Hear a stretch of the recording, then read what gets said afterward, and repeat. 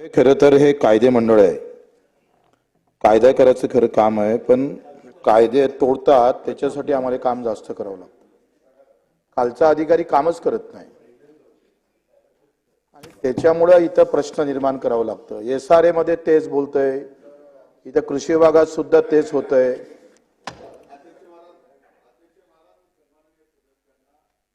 या ठिकाणी सांगतो की जे SRAच्या बाबतीत ते बोलले, मी हे बोललो नाही की कुठला अधिकारी काम करत नाही. एक मिनिट आपला बोलण्याचा उद्देश तो होता बच्चू भाऊ, मी आपल्याला क्लिअर करतो. कृषी विभाग, महसूल विभाग शेतकऱ्यांसाठी रात्रंदिवस झटतोय हे आपल्यालाही माहिती आहे. त्यामुळं असा कुणावर हेतू आरोप करू नका. कृपा करून आपल्याला या सर्व शेतकऱ्यांना लाभ द्यायचा आहे. तुम्ही शेतकऱ्यांच्या चळवळीतले, मी शेतकऱ्यांच्या चळवळीतले. मी शेतकऱ्याचे नेतेच आहे.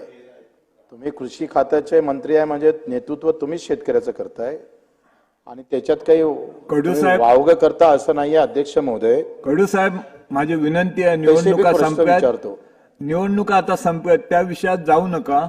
फक्त प्रश्न विचारा तुम्ही. नाही, निवडणुकीच्या विषयावर मी गेलोच नाही आणि त्या विषयावर गेलो तर इथं अर्धा तास बोलावं लागेल. माझी तुम्हाला विनंती आहे, महत्त्वाचे अध्यक्ष महोदय, मी निवडणुकीच्या विषयावर गेलो नाही. मला एक सांगा का या सगळ्याच्या मध्ये वारंवार तक्रारी आम्ही सुद्धा केलेल्या आहे. किमान प्रत्येक तालुक्यातल्या आजही 500-600 शेतकरी ते उंबरटे झिजवतात. ही वस्तुस्थिती आहे. तुम्ही माना नका मानू, पण हे झिजवण्याचं काम का त्या शेतकऱ्यावर येतं? तुमचा उद्देश चांगला आहे, तुम्ही त्याच्यात काम करताय, पण खालून प्रतिसाद भेटत नाही आणि त्याच्यावर कारवाई होत नाही, म्हणून हे सगळं घडतंय. म्हणून अध्यक्ष महोदय, माझ्या जिल्ह्यातल्या दर्यापूर मधले 155 शेतकरी आहेत, त्यांचं अनुदान जम्मू काश्मीरला जातं. त्याची पण तक्रार दिलेली आहे. ते टीव्हीवर बातमी आले मुंडे साहेब. आता अमरावतीतल्या शेतकऱ्याचं अनुदान जर जम्मू काश्मीरमध्ये जात असेल तर याच्यापेक्षा वाईट परिस्थिती काय आहे? आणि मग असं का होतंय? इतकी चांगल्या योजनेला नाव बोटं लागतं, त्याच्यामुळं सरकारची बदनामी होते. त्याला आळा घातला पाहिजे. या अधिकारी कर्मचाऱ्यांना आपण 2-2, 3-3 लाख रुपये पगार देतोय. मूल्यमापन करा ना त्यांचं. तो कृषी सेवक आहे तुमचा, प्रत्येक गावात शेतीत दिलं पाहिजे. मला एक सांगा, एक रिपोर्टिंग कृषी सेवक देतं कधी? का कोणता रोग आला, काय आला, त्यांनी काय रोग आला पाहिजे, आला तो तालुका कृषी अधिकाऱ्याला सांगितलं पाहिजे, संशोधन टीमला गेला पाहिजे.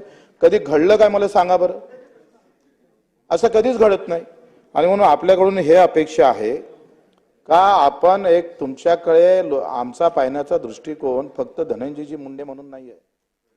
तुम्ही या सगळ्या प्रश्नाला अधिक चांगल्या प्रकारची कलटणी देऊ शकताय.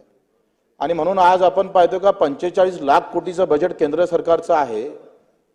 केंद्र सरकार शेतकऱ्यासाठी 10 लाख कोटीच्या वरती खर्च करत नाही.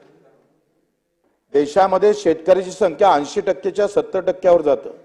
राज्याचं बजेट 5 ते 6 लाख कोटीचं आहे. 25 ते 30 हजार कोटीच्या वरती आमचा खर्च जात नाही. आणि 2.5 लाख 20 लाख कर्मचाऱ्यासाठी आम्ही 3.5 लाख कोटी खर्च करतोय. बजेटच्या अर्ध्यापेक्षा जास्त खर्च होतोय. आणि जिथं शेतकऱ्याची संख्या जास्त आहे तिथं 20 ते 25 हजार कोटीच्या वरती आम्ही जात नाहीये. सगळ्या सुविधा देतोय. मग हे घडतं का? तुम्हाला हे प्रश्न विचारायची वेळ का येतं हा प्रश्न आहे. आणि मग त्या जम्मू काश्मीरमध्ये जाणारं जे अनुदान आहे ते किती दिवसात आमच्या शेतकऱ्याला भेटणार ते सांगा. अध्यक्ष महाराज, अतिशय महत्वाचा प्रश्न बच्चूभाऊ कडून उपस्थित केला आणि कृषी विभागाचा मंत्री म्हणून माझ्यावर विश्वास व्यक्त केला, त्याबद्दल मी आभार मानतो. आता नेमकं यांच्या मतदारसंघातल्या ज्या अमरावतीमधल्या 192 नाही 82 शेतकऱ्यांचा हा विषय, ज्या शेतकऱ्यांचा पीक विमा भरला गेलेला आहे त्या शहापूर नावाचे गाव आहे. आता शहापूर नावाच्या गावामध्ये शहापूर नावाचं त्या गावामधल्या या 82 शेतकऱ्यांचं नाव आहे. आता पोर्टलवर PM किसानच्या पोर्टलवरती याची नोंद झाल्यावर त्याचा कोड JK झाला. तिथेही एक शहापूर नावाचं गाव आहे जम्मूला. त्यामुळं ही दुरुस्ती करण्याचा संदर्भातला प्रस्ताव सुद्धा केंद्राकडे आपण 3 महिन्यापूर्वीच पाठवलेला आहे. तोही प्रस्ताव 2 वर्षापूर्वी आपण पाठवला, पण वारंवार पाठवल्याचं माझ्या दृष्टीने शेवटचं स्मरण जे मला आहे ते या ठिकाणी मागच्या 3 महिन्यापूर्वी लोकसभेच्या अगोदर आपण एकदा पाठवला. त्या ठिकाणी जम्मू काश्मीरचा कोड होतो आणि तिथल्या सीएस सेंटरहून त्यांना पीएम किसान सन्मानचा लाभ मिळतो का? तो मिळतो. अडचण फक्त हीच आहे की जम्मू काश्मीरच्या सीएससी सेंटर मधून मिळतो. एक मिनिट.